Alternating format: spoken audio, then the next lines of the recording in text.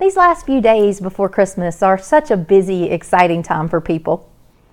Most people are winding down at work and enjoying that time off. Kids are out of school and they're hanging out with their friends. Families are just being together. People are baking, enjoying fun activities, parties, get-togethers. Many of us are rushing around finishing up our Christmas shopping. Or if we waited till the last minute, maybe we're doing our Christmas shopping. Wrapping presents, looking at Christmas lights, traveling or making travel plans. There's just so much to get done and much to be enjoyed during this Christmas season.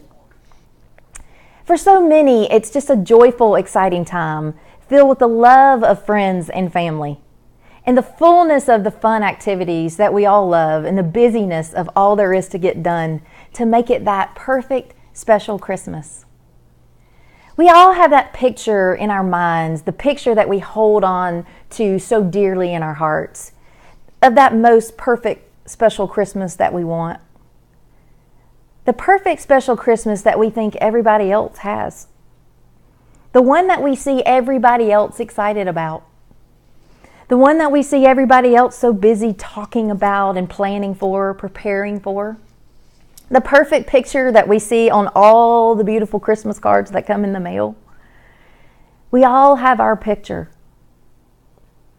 And if we're real with ourselves, we all have a lot of pain over our picture of the perfect Christmas.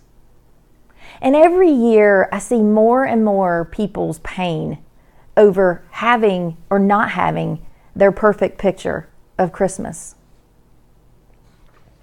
Whether it be the man who's spending the first Christmas alone in his new apartment without his wife and his children of 16 years because of the pain of divorce, or the woman who's enduring the pain and the loneliness of her first Christmas alone without her husband of 40 years because she lost him to cancer this year, or the man and the woman who have what appears to be the perfect picture in every way, but they're unhappy in their marriage, and achieving their picture hasn't brought them the kind of fulfillment and joy that they were hoping that it would.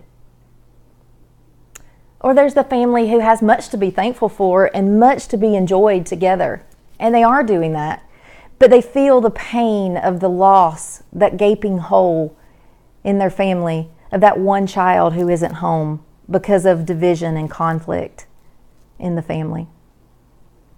Or there's the child who has to spend half of Christmas with mom and half of Christmas with dad. And he would give up all of the toys that he's gotten just to have his family back together. And every year at Christmas, I feel pain over my own picture.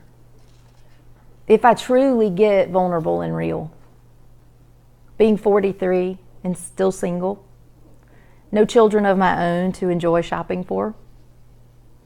Some much needed time off from work, which I enjoy, though much of it's spent alone while families are together. Especially this year, since the people that had been living in my house that I took in for 2.5 years just moved out 2 weeks ago. That's been hard. Or not having the perfect home that I thought I would at this stage in my life to decorate, because I imagine I'd be at such a different place financially than I am. Not having traveling to my brother's house with my parents, where I'm surrounded by the image of perfection, financial success, 5 beautiful children, a beautiful marriage, a dream career, great time together, great family time, awesome presents. And no matter how good of a place that I'm in my own life, or how well I'm doing, or how successful I am, or how I've been, I feel the ache of not having my own, of having my picture. And no matter how much I know there is no perfection, that nobody has their perfect picture, and that everybody has pain over their picture, my pain feels greater than his or hers or theirs. Do you relate? Yet, This year, I'm distracting myself a lot less from the reality of my pain. Instead of working or shopping or eating or distracting myself by being around other people, I've allowed myself to sit more in the pain that I feel over the loss of my picture. To sit with God and really feel through it. I'm allowing Him to love me in it in new ways and begin to show me what He wants me to know about what He has for me, and allow Him to heal the pain of my imperfect picture. Because God is not the author of pain. He didn't create it. It is not of Him or from Him. But He teaches us new truths in the midst of our pain. And He loves us in every moment of it, if we open ourselves and allow Him to. This Christmas, as I feel the ache of my own pain, and as I see and share in the pain of so many others, God opened my eyes to something that has comforted me and brought me renewed hope and strength, and even some joy. And I want to share that with you today, with the hope that it offers you renewed hope and strength and joy this Christmas, as you feel through the pain of your own imperfect picture. One morning this week, after a tearful phone conversation, real honestly, with my mom about my pain this Christmas, I sat quietly with God and I just kind of poured out my heart to Him. Then I asked Him with an open heart and a very willing spirit, God, show me what this is all about.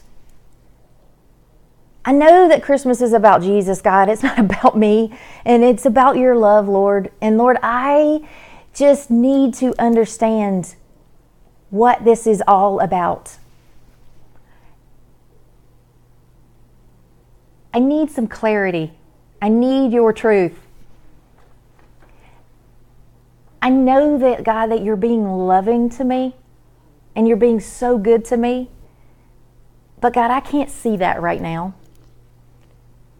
And this doesn't feel good and doesn't feel loving at all. Show me that you want me, what you want me to know about all of this pain this Christmas. How are you loving me in this, God? And I sat and I listened over the next little bit, and He reminded me that in His quiet, loving, peaceful way, about the Christmas story, about the first Christmas. And He reminded me that Christmas, as He created it, was not at all what anyone had pictured either. They didn't understand it. And that most probably even the ones that He had chosen and who He was blessing and loving immensely, it didn't feel very good or very loving to them either. Can you imagine the disappointment and the pain of so many that first Christmas over the look of that picture? Joseph finding out that his fiancée was pregnant when they'd never slept together. Joseph and Mary having to make the long, hard trip back to their hometown, Jerusalem, for the census on donkeys while Mary was 9 months pregnant and days away from birth. Then finding that God had not provided them to have a room in the inn because it was too crowded. And Mary had to birth her baby, who the angel told her was a Messiah, in a stable. And can you imagine the disappointment of the Jewish people, who were God's chosen people, that Jesus, the long-awaited king, their king, was a common baby, so far in every way from the looks and the feel of royalty. And King Herod scheming and seeking out where Mary and Joseph's new baby was to try to kill him. And then there's Mary and how she felt. The confusion and the pain that she must have felt during that time. I'm sure she thought, how did I get here? This is not at all what I had planned for my life. And I'm sure she questioned God's goodness for her and love for her in many of those moments. I'm sure more than anyone, she felt pain over why God had allowed her to give birth to his son in a manger, in a stable, and why God wouldn't want the best for her and the birth of his son.